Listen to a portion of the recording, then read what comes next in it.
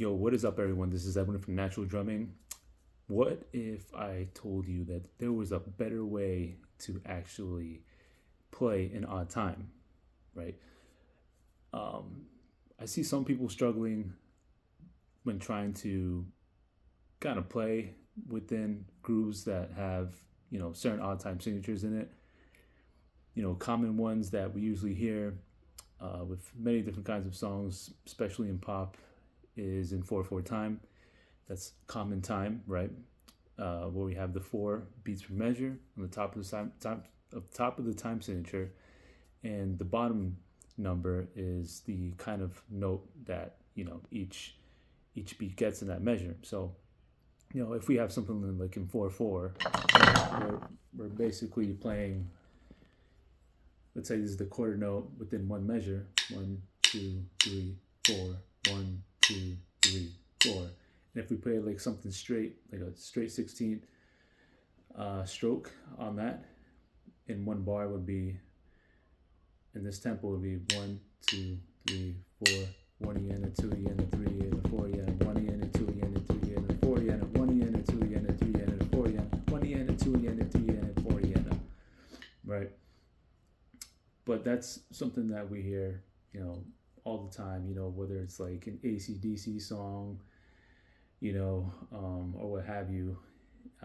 Be like a Michael Jackson beat will probably be played in 4/4 usually, because those beats are usually pretty simple, straightforward, standard rock beat. 1 and 2, 3 and 4 and 1 and 2 and 3 and 4 and. But what if we, play an odd time, and let's say if we are hit with the measure of 7/8, or let's say if we are hit with a measure of 12/16, um, or 9/8 even. So how do we even like tackle that, right? And well, it's not even that hard if you really break it down and think about it in a certain way, right? A certain kind of concept, if you will. And what I discovered, what I came up with myself. I don't know if anyone else has come up with this, but in my way of me breaking it down and making it easier for me to digest an odd time signature, because I love odd time signatures, love playing an odd time. It's just something that I've really developed over time, my playing, when I played different kind of songs, and not really hone in on just like the regular things you hear all the time, the Michael Jackson types of beats and stuff like that, AC/DC, what have you. And so if I'm hit with like a song like from Symphony X or something like that, I mean, I'm gonna be hit with stuff that's like not really pretty crazy, right? Not common at all. So let's say like a Rush song, for instance. If you ever listen to the song, Subdivisions, for instance, right? That's played in 7/8. Well, I mean that's a really interesting song. I mean, especially I love that song personally. I love to play to that song, Subdivisions by Rush. And I mean, just because this, you can, they really make it apparent the 7/8 really has the emphasis throughout the song, right? And I mean, obviously, like the beat is done in 7/8. I think there's other beats in that song that are not in 7/8. I don't think the whole song is entirely done in 7/8. But let's say if you break down a 7/8 beat, right?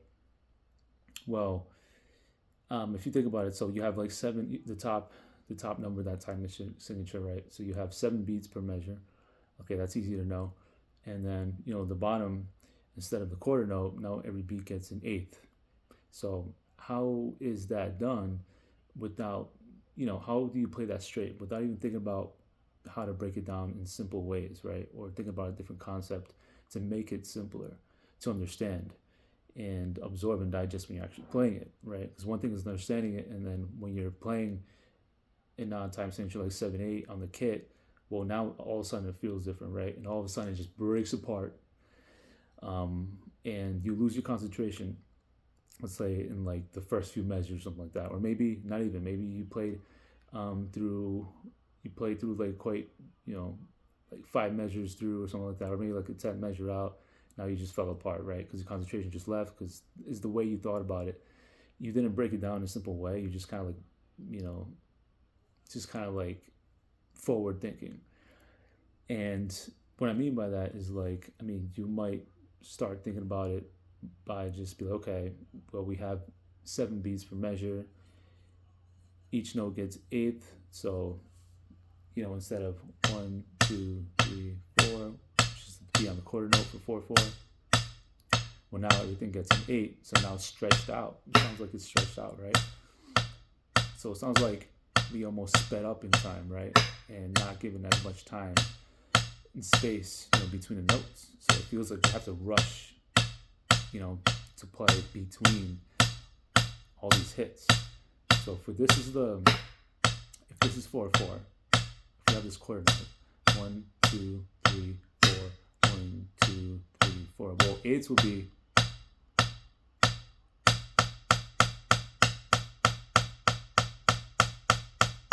2, 3, 4, 5, 6, 7. 1, 2, 3, 4, 5, 6, 7. 1, 2, 3, 4, 5, 6, 7. 1, 2, 3, 4, 5, 6, 7.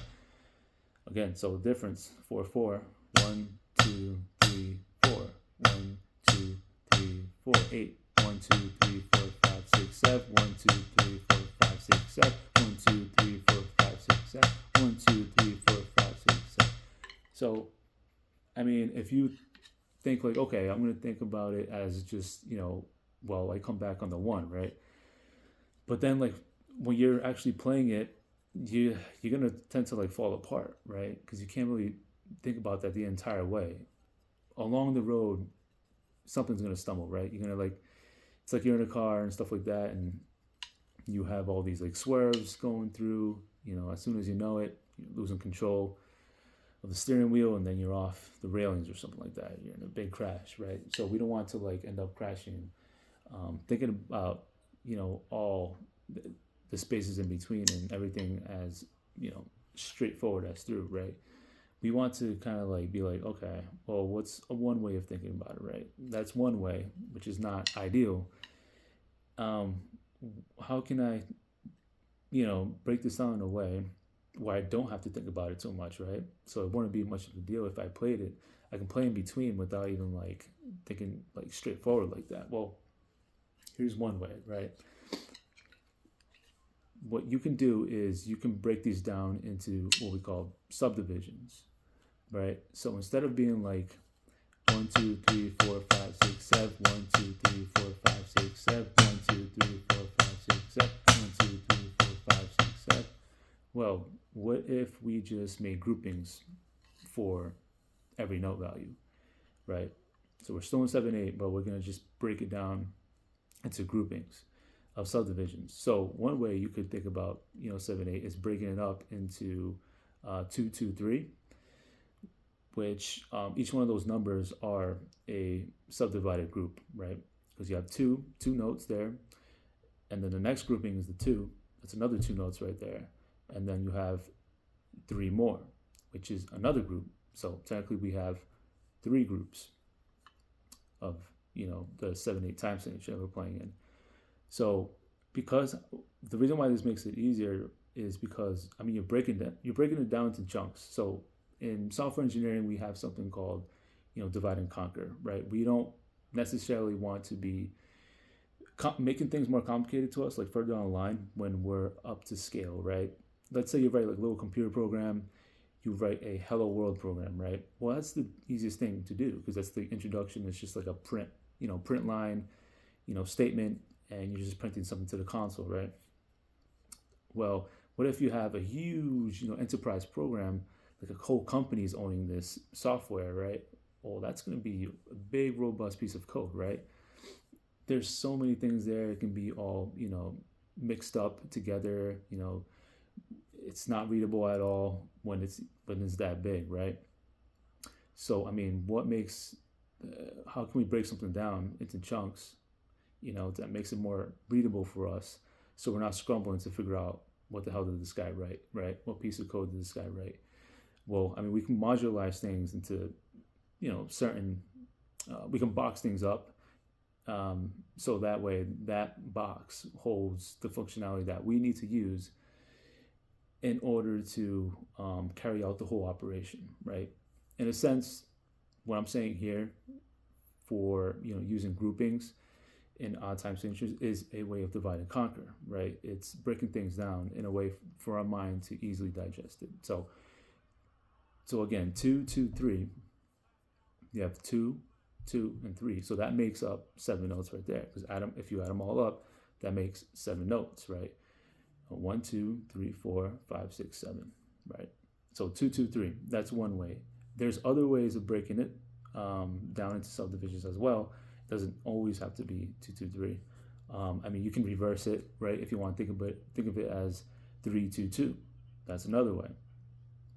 But I find it to be easier to kind of like internalize the clock, the metronome, in that sort of groupings, just because it kind of like vibes a little bit more. It's more of a I feel like that has like more of a dancing vibe to it, something that it's human perceivable, if that makes sense.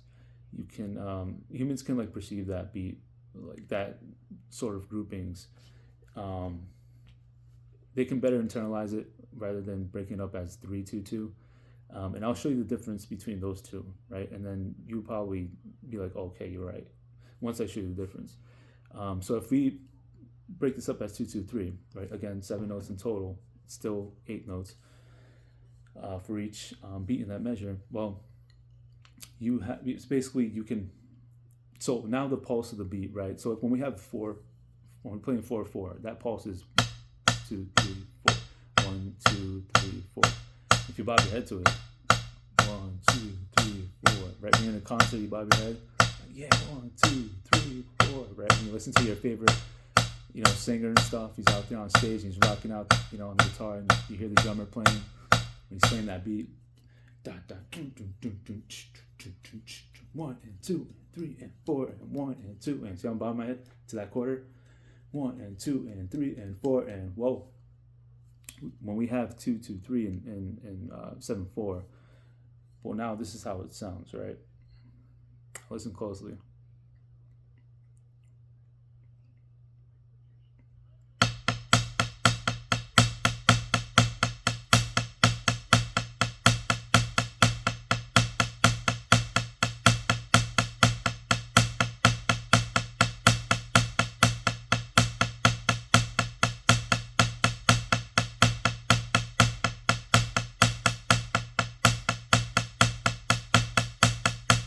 Now, I'm going to count it, right? And then you'd be like, oh, wait, that makes sense, right? So if you count it out loud, it would actually be like this.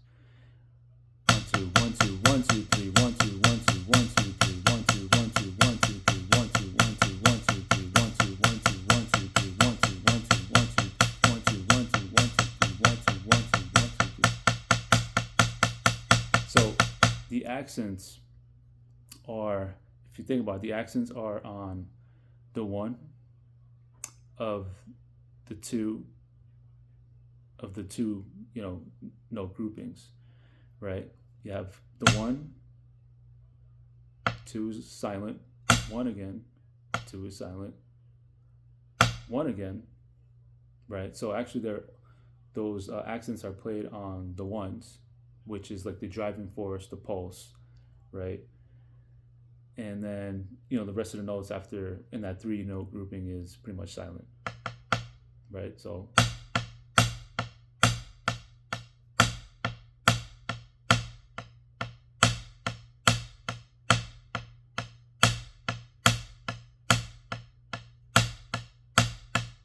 if you were in concert and you'd be hearing like a Rush song, like Subdivisions, people would be bobbing their head. They'll be bobbing their head like this, right? Like,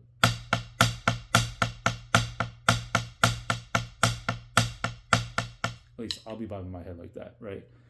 When I rock out to a song like that.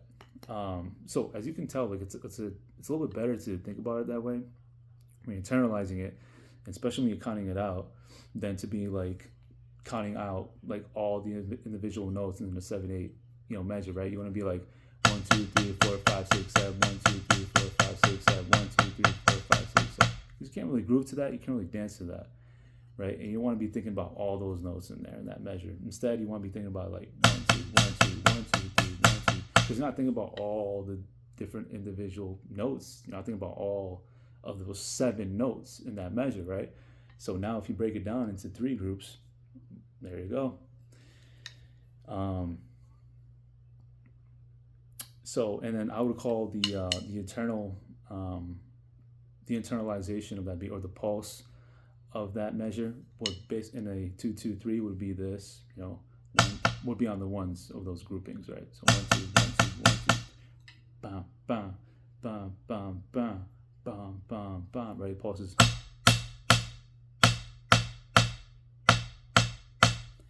So I have here a online metronome that is really handy, and if you search odd time metronome, you're gonna find something that's really, really, really handy when you're trying to practice these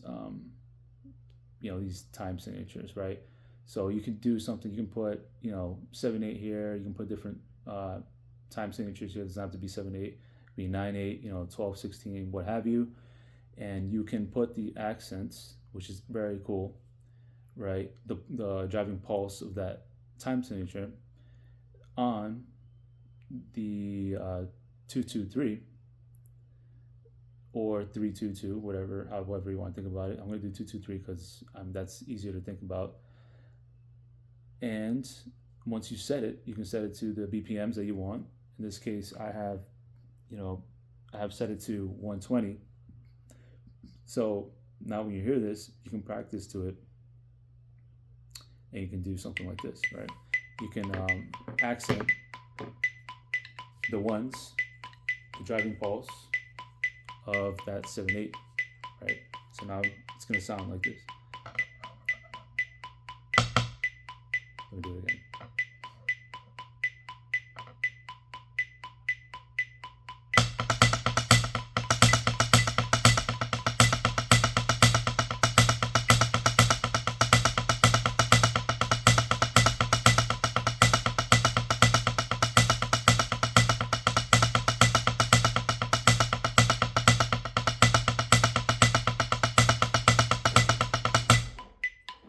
Right, so you can accent the ones, and then now you have a sense of like how it's actually played, on the kit, and not just doing with your hands, because playing like beats on the kit in 7/8, it's a different feel. Obviously, you want to play on a different texture, you want to play the real thing. So once you're on the kit now, well, since you're thinking about it that way, you broke it down in an easier way to divide and conquer for your mind, and now you can come up with all sorts of crazy beats on top of this thing, right? Without even thinking about those individual notes. And now everything's natural. You're playing naturally, right? Hence, natural drummer. So you're doing things in a natural way, right? You're not overthinking. We want to minimize as much,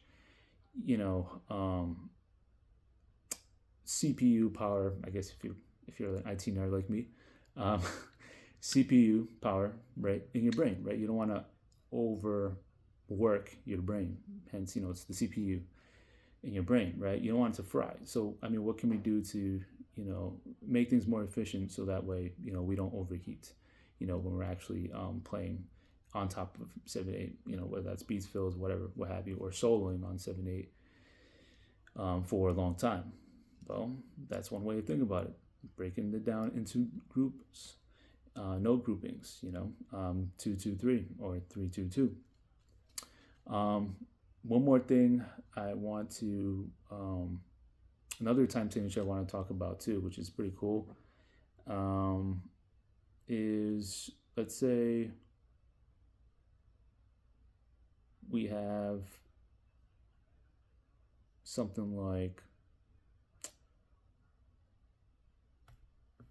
trying to see, they don't have anything like, they don't have 16 here, which is a bummer, but let's try 12/8, right? Something that's like longer, right?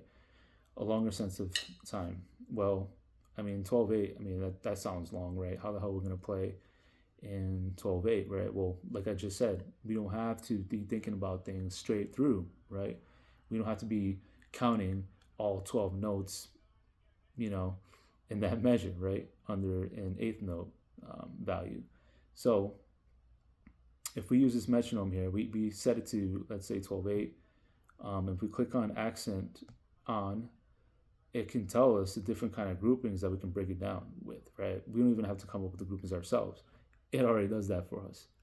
Long and behold, that's an awesome feature. So we can basically look at this and be like, okay, well, you can break this down into 333, right? 4 groupings of 3. You can break it down into 2 groupings of 3, or 3 groupings of 2, or you can do 1 grouping of 3, 1 grouping of 2, 1 grouping of 3, and then 2 groupings of 2. Well, basically, simply put, even better than that, 2 groupings of 3, and then 3 groupings of 2. So it'll be 3, 2, 3, 2, 2. It's a little more complicated to think about it that way. You have 3, 2, 3, 4, which I'm not really a fan of. But probably will make it more easier is to think about it as 3, 3, 2, 2, 2. You know, so 2 groupings of 3, and then 4 groupings. Sorry, 2 groupings of 3, and then 3 group. Sorry, let me do that one more time. So 2 groupings of 3, and then 3 groupings of 2. So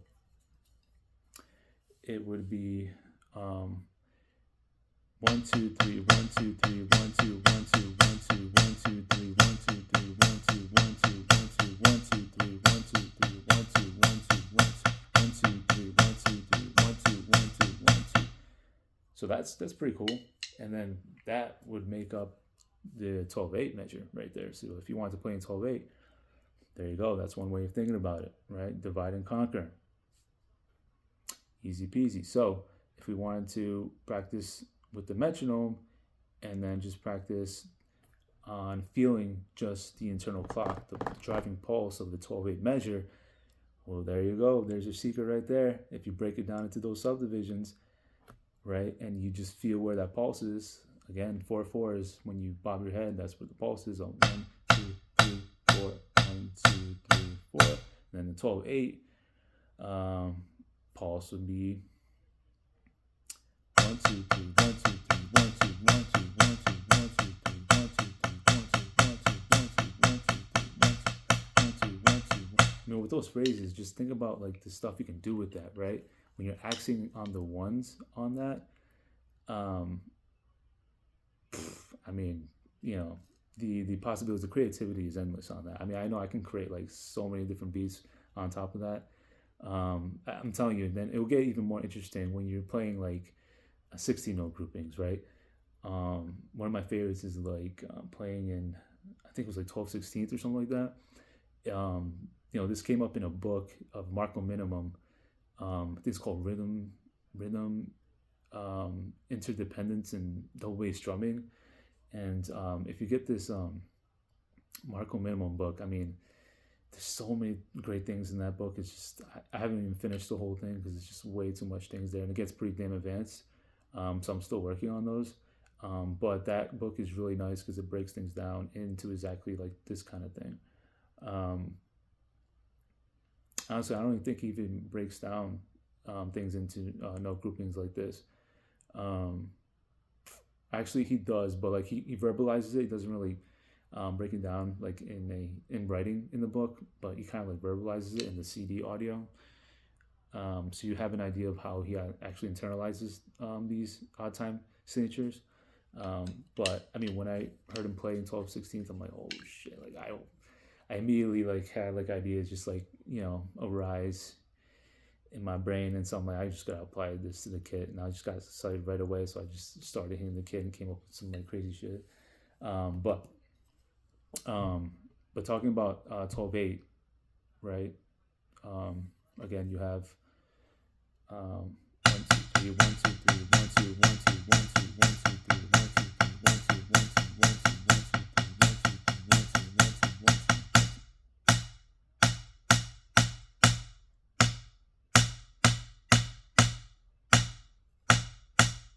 2, 3, 1, 2, 1, 2, 1, 2.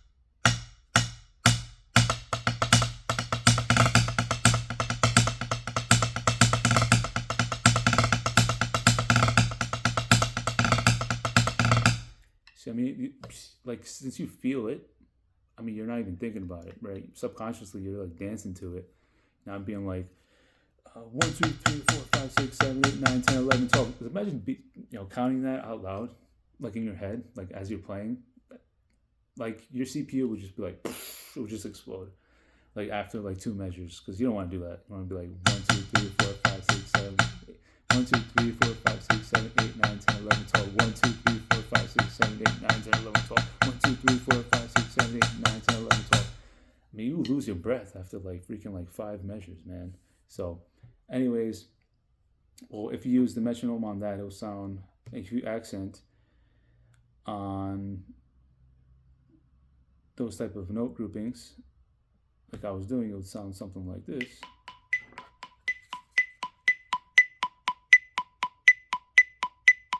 See? Sounds exactly like the way I played it, right? So.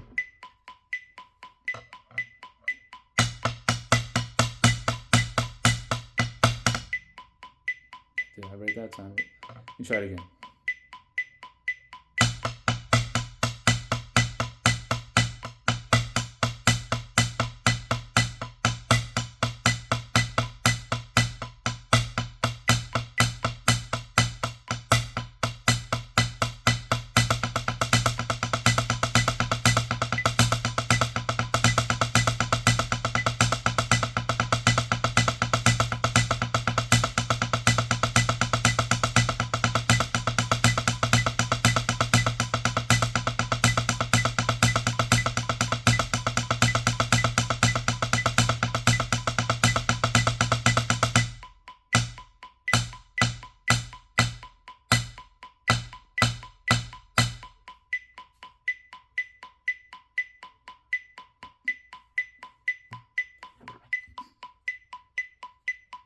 Yep, so basically that's pretty much it. That's the basic idea of it.